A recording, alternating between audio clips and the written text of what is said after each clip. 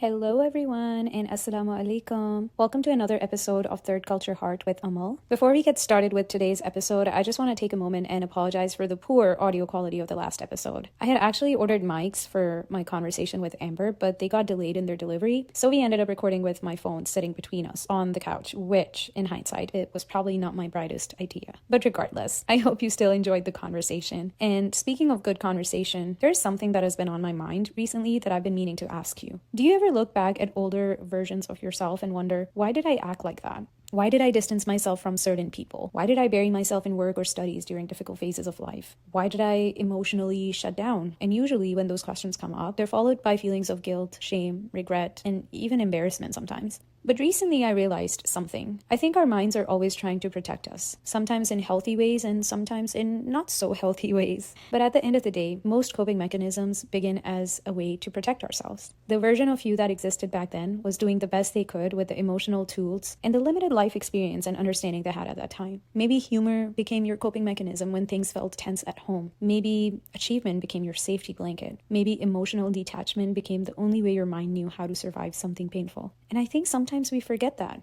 We look back at old versions of ourselves with criticism instead of compassion. We say things like, oh, why was I so dramatic? But honestly, you didn't know any better back then. You were surviving the best way you knew how. And I think there's something really powerful about recognizing that without shame. I think we can all agree that healing is important, growth is important, but healing and growth do not have to come at the cost of hating who you used to be. For example, I don't remember anything from my childhood, and I would get mad at myself about that. Why can't I remember things the way other people do? Specifically, my best friend, she remembers everything, and in so much detail. I used to think, was I too weak to face the difficult realities of life back then, and like a weak person decided to block it all out? But then I decided to really think about it.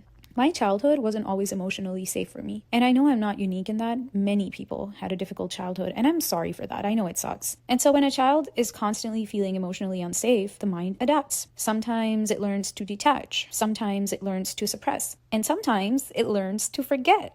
And that's what I did. Not because I was weak, but I was just trying to survive. And just like everything else, I think we also outgrow our coping mechanisms when they no longer serve us. So maybe it's worth gently noticing the ways we currently cope with things and asking ourselves whether they still align with who we are and who we're becoming. And if they don't, slowly replacing them with healthier and more supportive ways of dealing with life. Easier said than done, but something to think about. So that's how I coped with my difficult phases of life, by completely detaching and blocking all those memories. And for my happy moments, I remember feeling fiercely protective about my happiness. I used to think if I would accept happiness and fully feel that feeling and celebrate it with my loved ones, then the universe will take that away from me. So I would suppress my happiness and always prepare for the worst. I mean, it's good to prepare for the worst, but then how can you ever truly be happy if you won't enjoy and fully embrace happiness in exciting phases of your life? Don't shy away from embracing happiness. Don't tell yourself, oh, once I achieve this, then I'll be fully happy.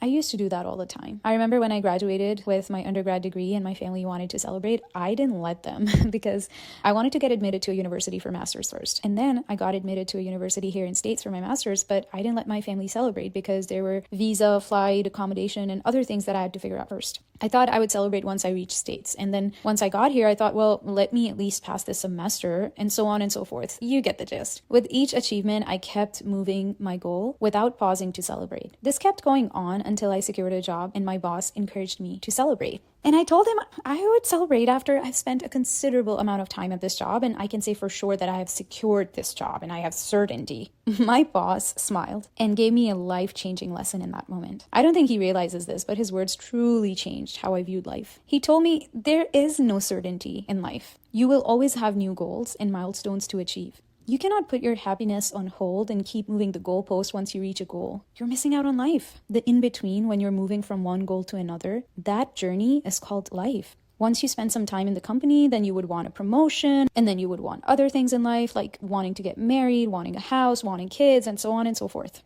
These wishes and goals and hopes and dreams are never going to end, because the day they end is the day you die. Don't let upcoming goals stop you from celebrating goals you have already achieved. Life is going to be a mix of your failures and your successes. You can't let your failures drown you, and you can't stop yourself from celebrating your successes until you reach a perfect and certain stage. There is no perfect stage, and there is no certainty in life, so you cannot keep waiting for that.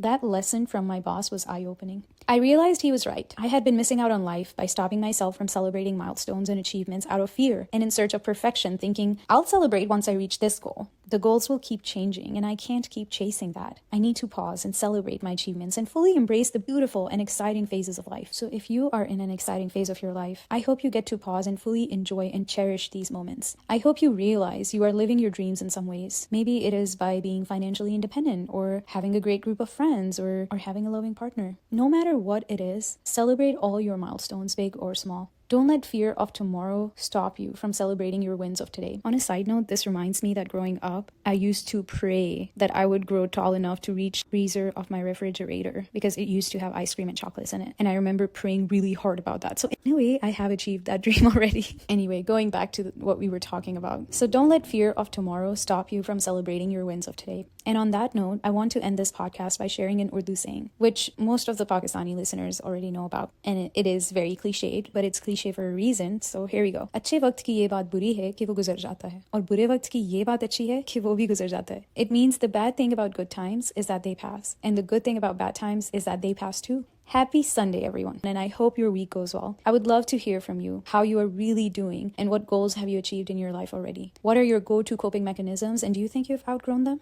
I'm really looking forward to hearing back from you. Take care, and until next time, bye! One thing I forgot to add in the episode, which I really wanted to share with you guys, is how I celebrate my achievements now. So for the past several years, I have a designated Achievements Day. So each year on August 5th, I go out and celebrate all my achievements for that year. They can be something as small as, I don't know, cleaning my apartment consistently for the past 3 weeks, to something as big as getting recognized at my job.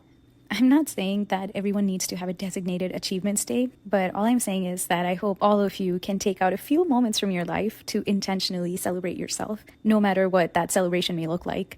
And on that note, I hope you all take good care of yourself. Talk to you all in the next episode. Bye, for real this time.